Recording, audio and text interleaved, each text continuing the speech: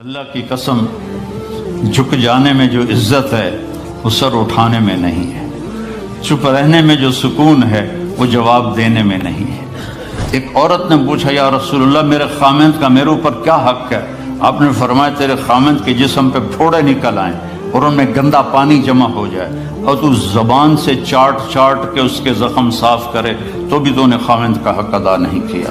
دونوں کو بیلنس کیا ہے۔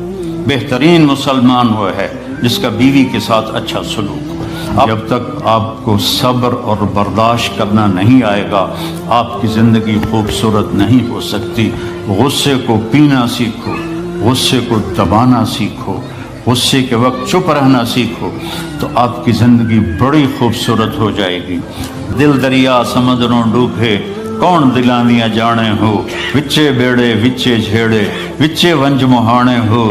میرے نبی نے گھروں کو آباد کرنے کا ایک خوبصورت طریقہ بتایا کہ اس زبان پہ قابو کر لو، اس زبان پہ قابو کر لو، خاموش رہنا سیکھ لو۔ غصے کے بیوی کو غصہ چڑھ جائے تو خامند چپ کر جائے، خامند کو غصہ چڑھے تو بیوی چپ کر جائے تو آپ کا گھر خوبصورت رہے گا۔ اگر دونوں ہی آگ لگ گئی اور دونوں ہی بولنا شروع ہو گئے تو آپ بھی گئے، آپ کے بچے بھی گئے۔ اپنی زبان پہ قابو پانا سیکھو۔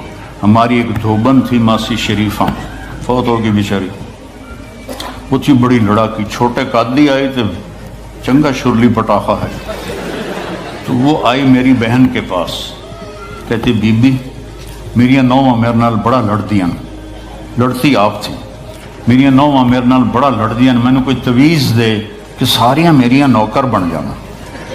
اب میری بہن کو تو پتا تھا کہ ماشاءاللہ آپ سوا سیر ہے، تو میری بہن تویز گنڈے کا ہمارے ملک میں بڑا رواج ہے، تو ایسے الٹی سیدھے لکیریں لگا کے نا تو رول کر کے چھوٹا سا بنا کے نا کہا کہ ماسی جب تیری لڑائی ہونے لگے تو یہ تعویذ تم نے یہاں رکھ لینا اور چک مار لینا ایسے، اور اس کو گرنے نہیں دینا، گر گیا تو وہ تیری خیر کوئی نہیں۔ اور اس نے کیا کیا، اس کو چپ کروانے کا طریقہ، تو تعویذ کی تو بڑی اہمیت ہوتی ہے۔ تو ایک ہفتے کے بعد آ گئی، بی بی تو بڑا چنگا تعویذ دیتا، ساری لڑائی ختم ہو گئی کیونکہ ماسی شریفہ چپ ہو گئی۔ تو یہ سب ان عورتوں کو بھی تعویذ دیتا ہوں، ماسی شریفہ والا آپ کو بھی دیتا ہوں۔ ماسی شریفہ والا تعویذ لے لو، آپ کی زندگی بڑی خوشحال ہو جائے گی۔ اللہ کی قسم، جھک جانے میں جو عزت ہے وہ سر اٹھانے میں نہیں ہے، چپ رہنے میں جو سکون ہے وہ جواب دینے میں نہیں ہے۔ آپ خاموش رہنا سیکھو، آپ اپنے بچوں کو عزت دینا سیکھو، اپنے بچوں کو ٹائم دیا کرو۔ یہاں مرد کی بھی جاب ہے، عورت کی بھی جاب ہے، تو بچے نظر انداز ہوتے ہیں، ان کو ٹائم دو۔ میرے نبی نے فرمایا اکرموا اولادکم، اپنی اولاد کو عزت دو، اور آپ نے فرمایا خیرکم خیرکم لأہلہ، سب سے بہترین مسلمان وہ ہے جو بیوی سے اچھا سلوک کرے۔ اور ایک عورت نے پوچھا، یا رسول اللہ میرے خامند کا میرے اوپر کیا حق ہے؟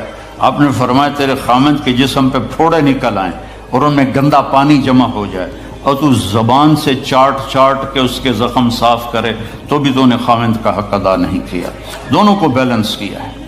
بہترین مسلمان وہ ہے جس کا بیوی کے ساتھ اچھا سلوک ہو۔ آپ نے 11 شادیاں کی، یہ شوق کی نہیں تھیں، یہ اللہ کے حکم کی تھیں اور ہمیں زندگی سمجھانے کے لیے تھیں کہ آپ یہاں رہو یا کہیں اور جگہ رہو، جب تک آپ کو صبر اور برداشت کرنا نہیں آئے گا آپ کی زندگی خوبصورت نہیں ہو سکتی۔ غصے کو پینا سیکھو، غصے کو دبانا سیکھو، غصے کے وقت چپ رہنا سیکھو تو آپ کی زندگی بڑی خوبصورت ہو جائے گی، بہت حسین ہو جائے گی۔ زندگی اندر ہے، باہر نہیں۔ اب رولز رائس میں چڑھ کے کوئی اچھی زندگی نہیں گزار رہے، لائف تو اندر ہے۔ دل دریا سمندروں ڈوبے کون دلاندیاں جانے ہو، وچے بیڑے وچے جھیڑے وچے ونج مہانے ہو۔ یہ اندر ہے، لائف اندر ہے۔ اور کیا لطف انجمن کا جب دل ہی بجھ گیا ہو، جب اندر بجھا ہوا ہو تو پھر باہر کی چیزیں کوئی مزہ نہیں دیتی۔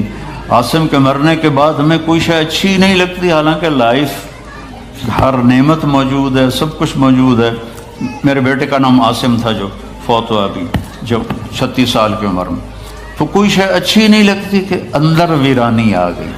یہ اندر میں خوشحالی ہو، اس کے لیے صرف ایک ہی دوا ہے، وہ ہے محمدی بننا اور محمدی اخلاق کو اختیار کرنا، اللہ کے نبی کے طریقے پر چلتے ہوئے اپنی جان سے لڑائی لڑنا۔